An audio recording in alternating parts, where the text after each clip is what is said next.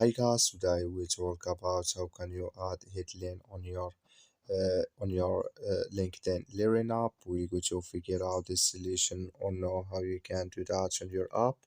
So all you have to do, you just go down, click here on my Learning down here.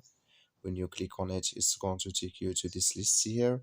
So then all you have to do, you just click on your name here. When you click on your name, then you come to your profile, go above this sign, click on. When you click on it, it's going to take you to this list. Go down here, so then it's going to show for you here account settings. Click on it, so then it's going to take you to this list. Just waiting to open with you here. Click here on account preferences, so then you click here on name and location and industry here. Then you come here to headline, just add it here. You click here on save, then it's going to save with you. That's all you have to do. Thank you for watching. Don't forget to support us by liking, subscribe.